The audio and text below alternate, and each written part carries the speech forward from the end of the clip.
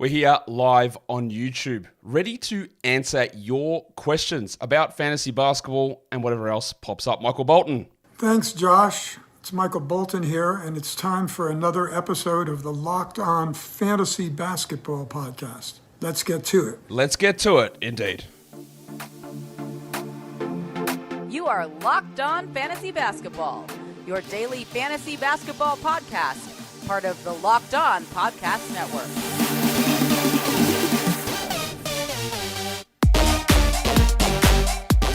Hello and welcome to the Locked On Fantasy Basketball Podcast, brought to you by Basketball Monster.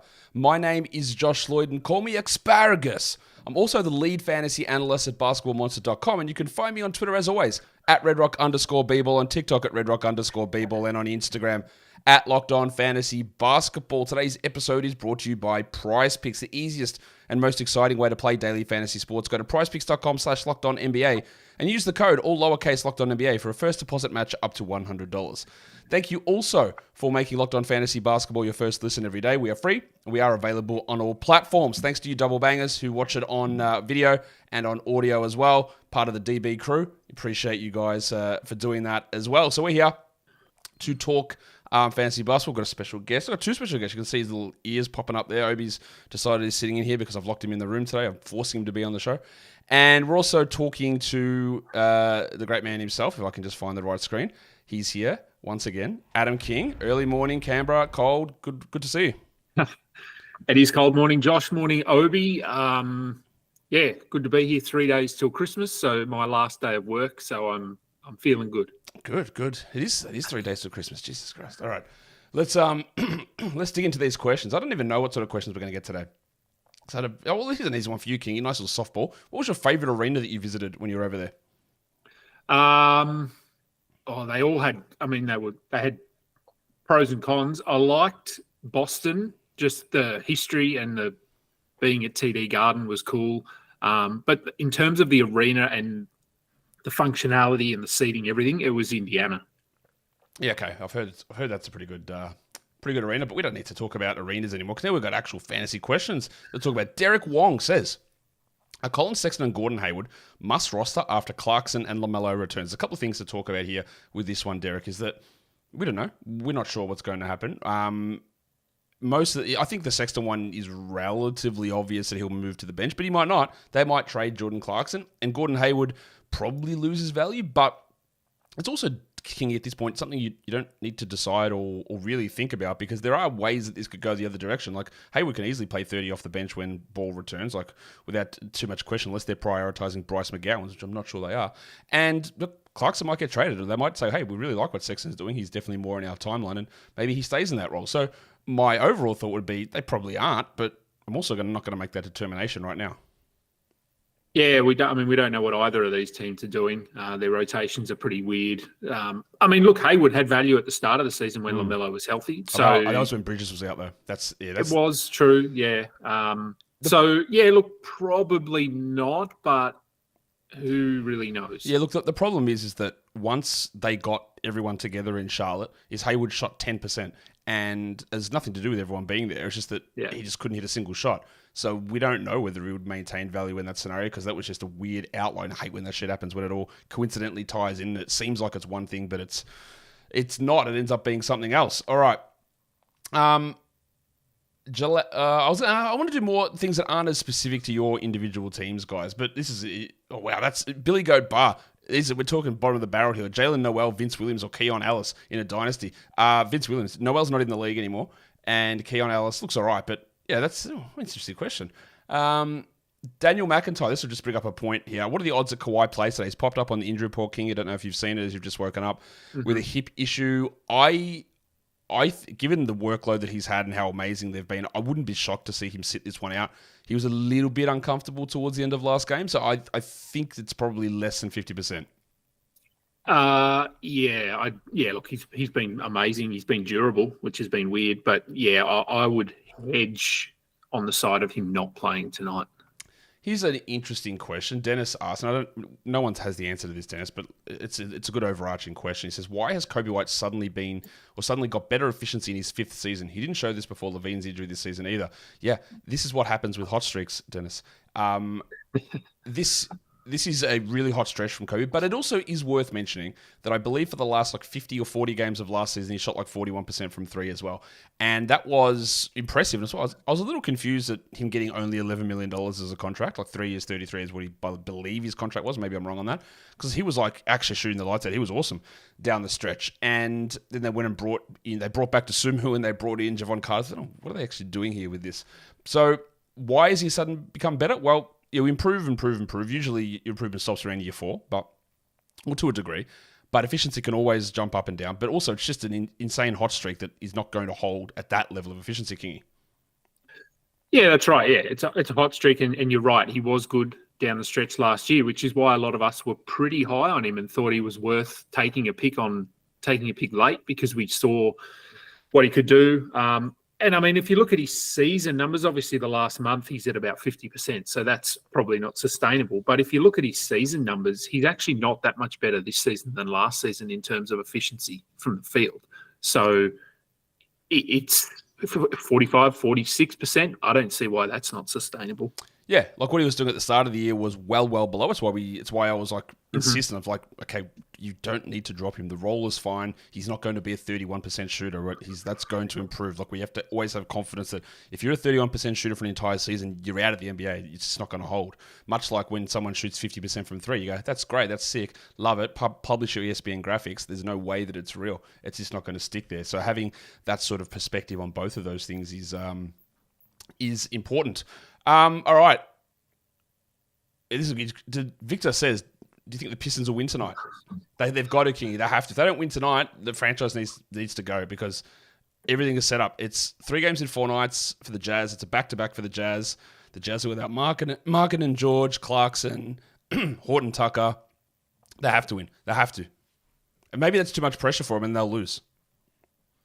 Yeah, look, mate. Yeah, I'm assuming that I hadn't looked, but I'm assuming they play the Jazz from what you've said, and I'm looking at the injury report now, and yeah, Horton Tucker, I streamed him in, and he's out, so that's great. Will they win?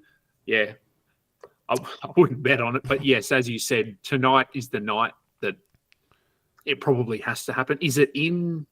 It's in Detroit. It's in Detroit, yeah. So, yeah, okay, so.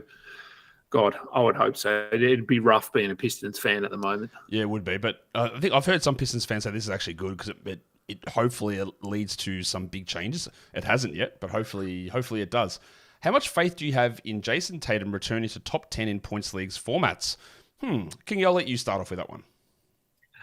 Yeah, look, I don't have him anywhere this year. So, when I pay closer attention slightly to my players, and I know he's been a little bit underwhelming, but in a points league, I still. Do you have his numbers there on what he is per game in a points league? Yeah, 46, which is 16th. 16th. Okay, so he's not that far off anyway. He averaged 49.9 last season, which was 8th. 13th year before that, 19th year before that. I don't really have... that was his projection. I've got him at 46 projection. He's averaging actually 45, which is 18th, and he's down to 43 over the last 2 weeks. I don't really have faith in him being that guy. I think that he's a guy I don't think I've ever drafted in any league because people have tended to overvalue him quite a bit because of the this guy never gets hurt narrative, and some people going as high as taking pick 2, pick 3 in drafts because, he's just never get hurt, which of course is complete fallacy. It's just not something you can bank on. And it was harder with these guys jumping in. Part of his issue this season is for some reason he can't hit free throws anymore. His 2-point percentage is down recently as well.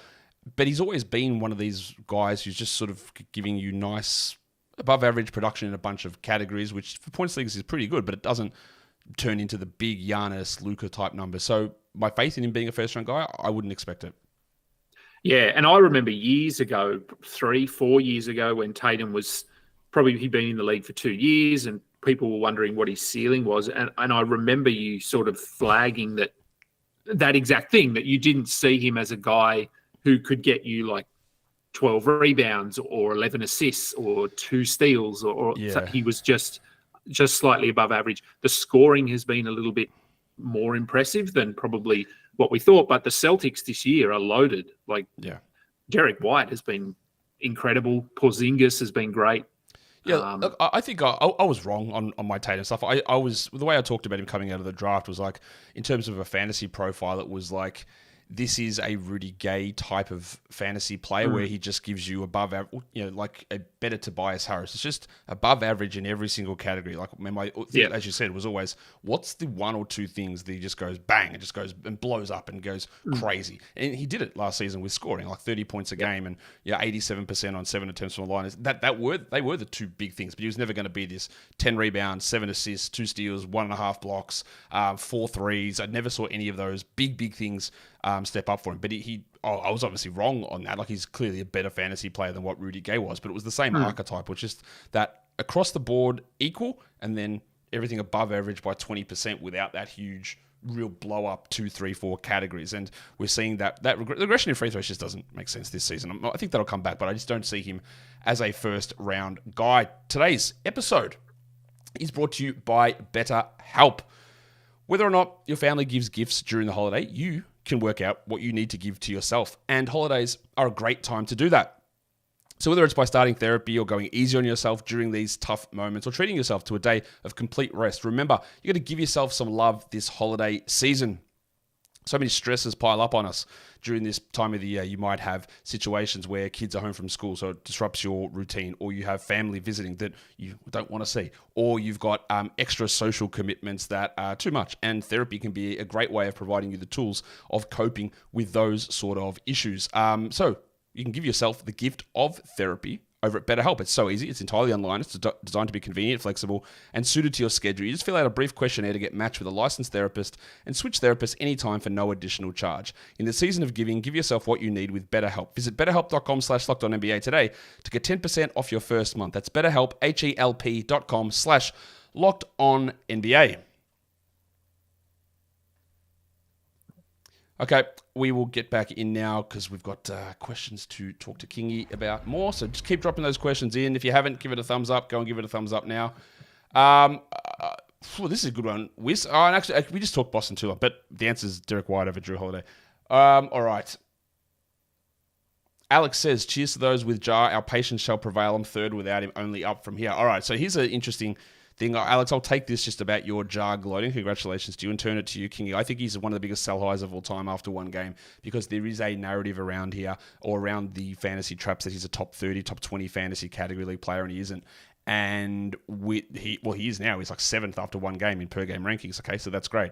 But there's just no way that I don't see any way that he's able to maintain the value that people think that he has. So you're probably not going to be able to pull this off, but I would listen to any offer. If anyone wanted to give me a top 15 player back, immediately I would do that. Yeah, I think I wrote a blurb about him or something after that first game and said exactly that. I said, if you want to sell high, do it now.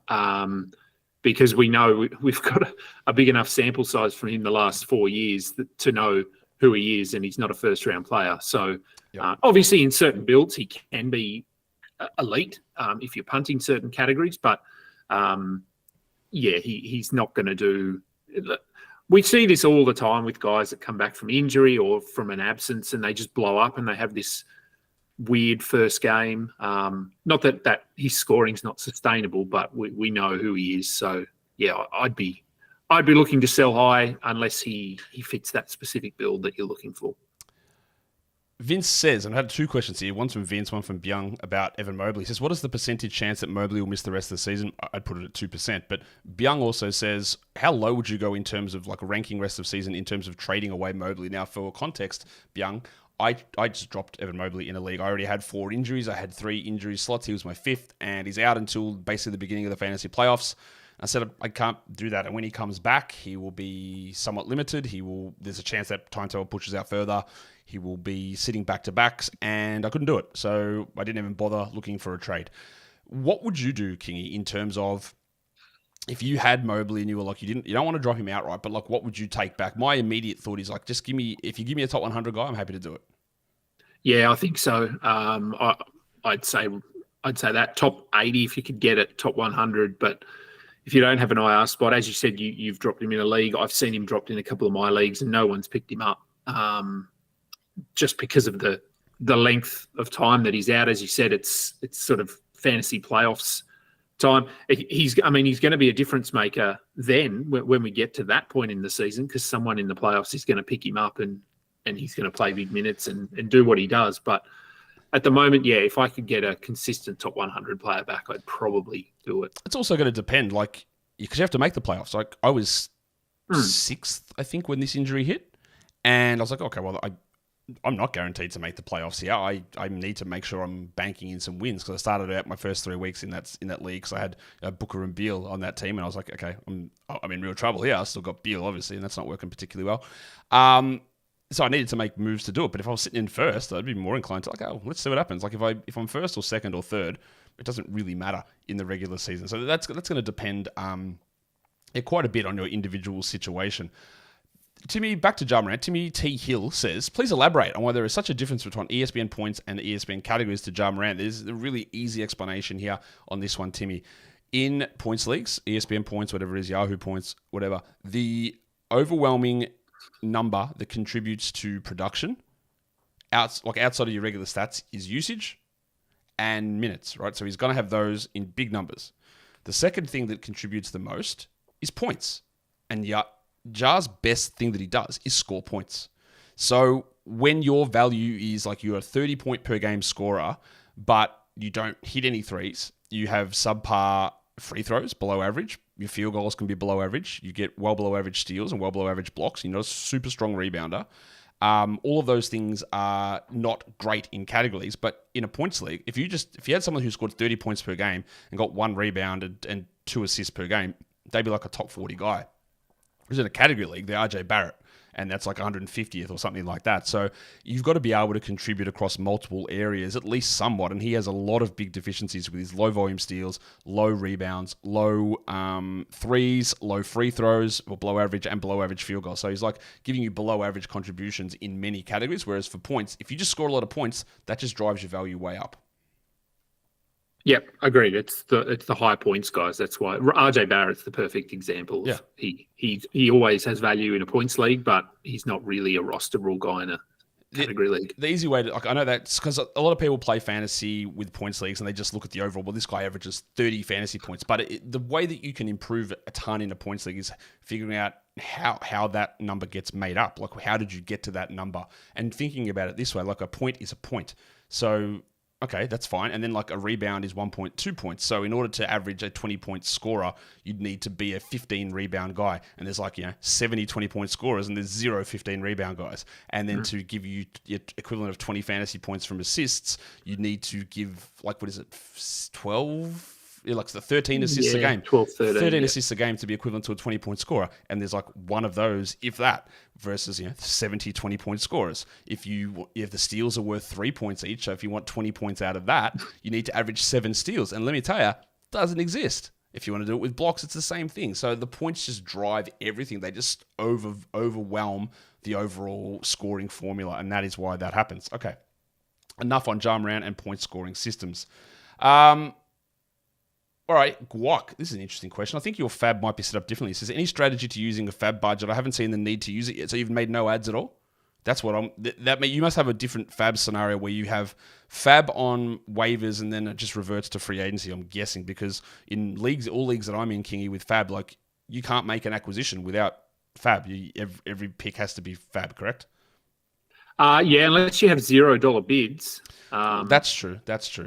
So I've been working on something, Guac, and I posted it over on Basketball Monster in the forum. I haven't released it publicly. It's like a sort of a formula in terms of trying to work out what percentage of your budget. It's like the size of your league, the value of that player, what your projected value of that player is, and for how many weeks versus the amount of weeks remaining in the season. So if it's like a top 50 player a guy who might be a top 50 player for 5 weeks and there's 10 weeks left in the season, the budget you spend on that is higher than like a top 60 guy who might give you that value for 2 weeks of the season, and trying to work out a percentage of the budget there. In general, I'm not all that frugal with my budget. A lot of the bigger ads tend to occur early in the season, and then the only ones that pop up later on tend to be tend to be things like injury replacements, like an Isaiah Hartenstein, for example. Otherwise, I'm more just throwing out zeros and $1 to get streaming targets in. So I'm more likely to spend up earlier in the season to try and catch that longer term value. And I don't find it's like hoarding onto waiver priority. In the end, like, you can't take it to bed with you. What are you going to do with it at the end if you've got that money left? Yeah, it's. Yeah, I mean, check your settings. Everyone, the way that it's managed in every league is different. I got Andre Drummond, I think, for $0 in industry pickup last night because you're beating me in rebounds, and so I went with a $0 bid, and I'll drop him. I'm all right. That's a good segue. I'm smashing him, aren't I? On a 7-2. Yeah.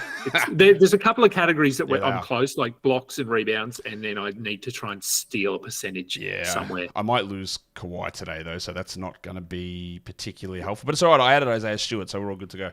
So it's, I think it might be the end for you as Isaiah jumps onto the team.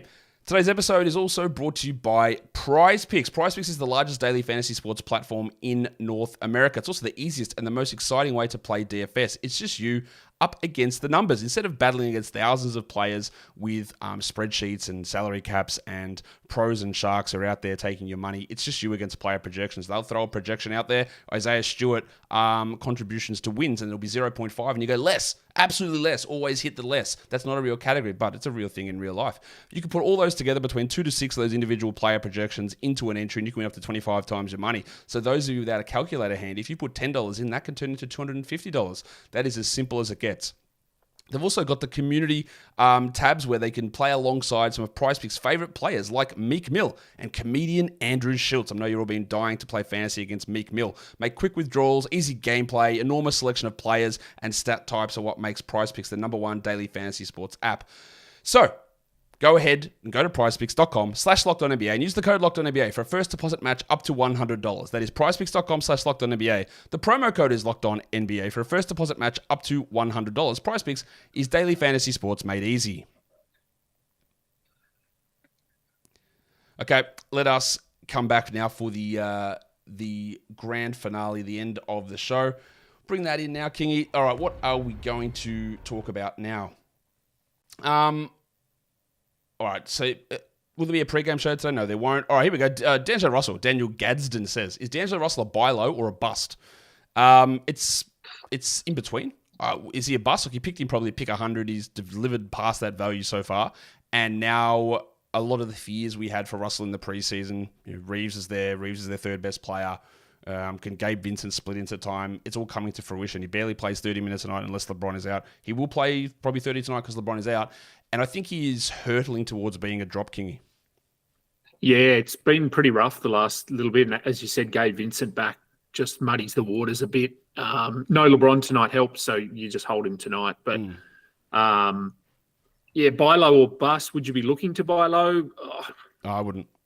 Probably not, unless you're just desperate for certain categories. But, yeah, he's just – I mean, he has these odd games where he blows up and he has 30 points and 10 assists, but they're fewer or they're rarer. I don't know, that's bad English. They're not happening as much this season as we've seen previously, and that's because the Lakers are good.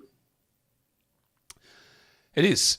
What is -1 rankings? Good question, John. I get this question about once a week. What it is I think a way better way of being able to determine the value of someone in a head-to-head category league, which is what the vast majority of people play.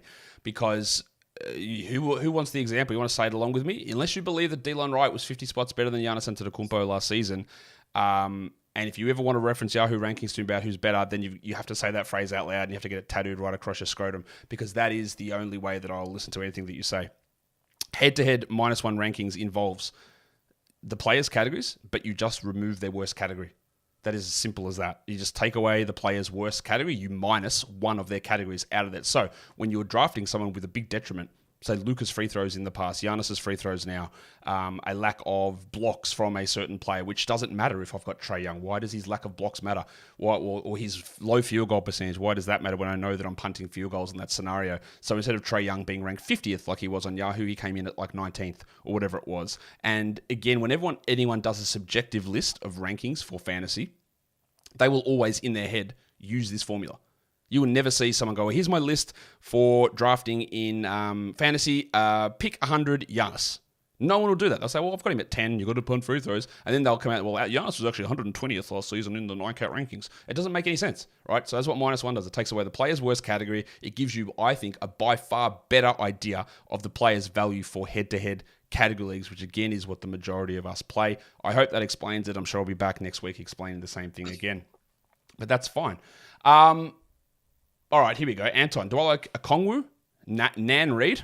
That's his grandma. Naz Reid or Wendell Carter Jr. more? Kingy, you can go first on that one. Ooh, rest of season, I assume we're referring to there. I think I like a Kongwu most. Mm-hmm. Probably Wendell and then Naz Reid. Yeah, that's what I think. That's me too. Yeah. I know people are like, I don't know why you fancy analysts are jerking off a Kongwu all the time. He's actually shit house. He's bad.